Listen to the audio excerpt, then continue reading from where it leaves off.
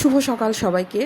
চলে এলাম রান্নাঘরে এবং আমি রান্না করছি ঝাল ঝাল লইট্টা মাছ ভুনা। লইট্টা মাছের কিন্তু সব কিছুই অনেক ভালো লাগে, সেটা হচ্ছে গিয়ে শুটকি হোক, তারপরে হচ্ছে গিয়ে কাঁচা মাছ হোক। যেদিকে আমি কোনো রান্নার কথা শেয়ার করব না, রান্না করতে করতে বরং একটা গল্প বলা যায়।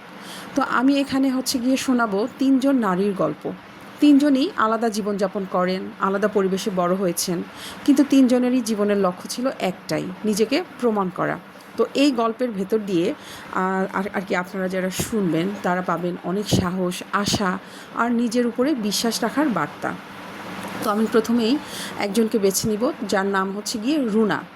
তো আমি পারবো না, এই কথাটা রুনা কখনোই বিশ্বাস করতো না। ছোটোবেলা থেকে দারিদ্র্য ছিল তার নিত্যসঙ্গী। বাবার ভ্যান গাড়ি চালানোর আয়ে চলতো তার সংসার।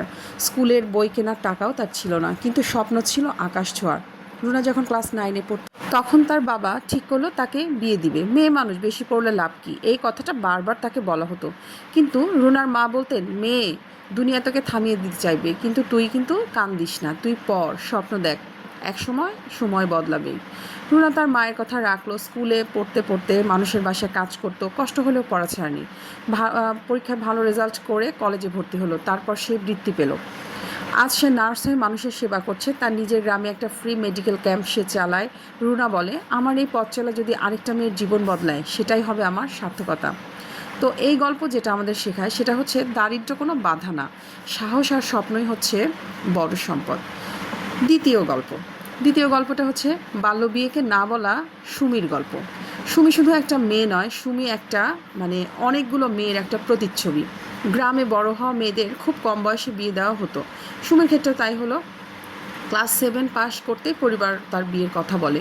সুমি সোজা বাবার সামনে দাঁড়িয়ে বলল, বাবা, আমি পড়তে চাই, আমাকে দয়া করে আর কি বিয়ে দিও না, আমি আরও বেশি পড়তে চাই। তো সুমির লাইফে শুরু হলো ঝড়। আত্মীয় স্বজন প্রতিবেশী সবাই বলতেছিল যে, কেন তুমি বিয়ে করবে না, কেন তুমি বিয়ে করবে না। মাও কান্না করতেছিল, কিন্তু সুমি কিন্তু হার মানে নাই। স্থানীয় এক এনজিওর সহযোগিতায় সে পড়াশোনা চালিয়ে গেল। ক্লাস 9-এ উঠে সে স্কুলের সেরা হলো। আজ সুমি গ্রাম্য নারীদের নিয়ে কাজ করে, বাল্যবিয়ে রোধ করে, মেয়েদের স্কুলে ফেরায়। সে বলে, একটা না বলা দিয়ে যদি জীবন বদলে যায়, শুধু সাহস লাগবে। এই নাটাই আমরা কয়জন বলতে পারি, তাই না? তৃতীয় গল্প হচ্ছে গিয়ে ফারজানার গল্প। ফারজানা কিন্তু শহরের মেয়ে, গ্রামের মেয়ে না। এতক্ষণ তো গ্রামের মেয়েদের গল্প বলেছি, এখন হচ্ছে ফারজানা শহরের মেয়ে। সে হচ্ছে গিয়ে পুরুষতান্ত্রিক মানসিকতা তাকে থামিয়ে রাখার চেষ্টা করেছিল। সে ছোটোবেলা থেকেই ছবি আঁকতে অনেক ভালোবাসতো। সবাই বলতো, এত ছবি এঁকে কী হবে, ডাক্তার ইঞ্জিনিয়ার হও, ভালো জামাই পাবা। ফারজানা কিন্তু কারো কথায় কান দেয় নাই। কলেজ শেষে সে আর্ট স্কুলে ভর্তি হলো। প্রচুর কষ্ট করতে হয়েছে অবশ্য, কখনো কাজের সুযোগ পায়নি। লোকে বলতো, মেয়ে হয়ে এত রাত অবধি কাজ করা কিন্তু ঠিক নয়। সে কিন্তু ঠিকই লড়াই করে গেছে। একসময় তার আঁকা ছবি আন্তর্জাতিক প্রদর্শনীতে জায়গা পায়। আজ ফারজানা বাংলাদেশের নামকরা শিল্পী। অসংখ্য নারী তার কাছে শেখে। সে বলে, জীবন তোমাকে বারবার থামাবে, তুমিও বারবার উঠে দাঁড়াবে। জীবনে সব কিছু পাবে না, কিন্তু নিজের স্বপ্নকে হারিও না।